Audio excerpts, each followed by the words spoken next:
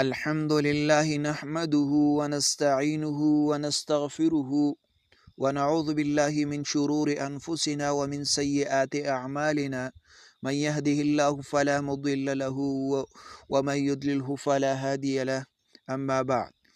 معزز سامعین، آج ہم ایک ایسے فتنے کے بارے میں بات کرنے جا رہے ہیں جو ہمارے معاشرے کو اندر سے خراب کر رہا ہے، اور وہ فتنہ ہے بے حیائی کا۔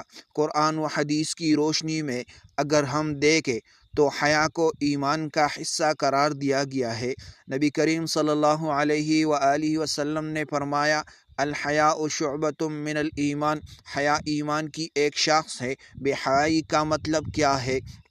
بے حیائی صرف ظاہری لباس یا فحش کلامی تک محدود نہیں، بلکہ نگاہوں کی آوارگی، فحش مواد کا دیکھنا، مخلوط محافل، غیر شرعی تعلقات اور حدود شرع کی پامالی سب میں شامل ہے۔ قرآن کا واضح حکم ہے۔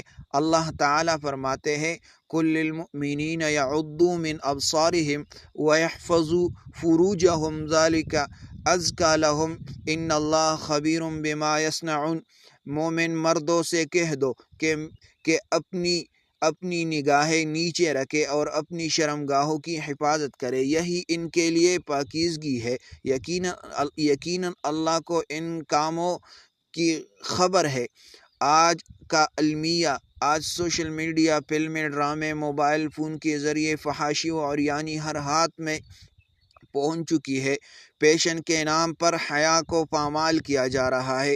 نوجوان نسل بے راہ روی کا شکار ہو رہی ہے اور والدین خاموش تماشائی بنے ہوئے ہیں۔ بے حیائی کا نقصانات کیا ہے؟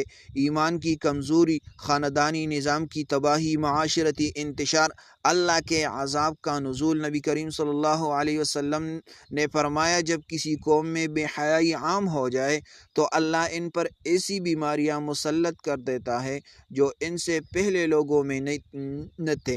ہماری ذمہ داری کیا ہے؟ خود کو اور اپنے اہل خانہ کو بے حیائی سے بچائے۔ بچوں کی تربیت قرآن و سنت کے مطابق کرے، اسلامی لباس، شرم و حیا اور حدود کی پاسداری کرے، سوشل میڈیا اور تفریح میں اسلامی اصولوں کا خیال رکھے، معاشرے میں نیکی کا حکم اور برائی سے روکنے والے بنے۔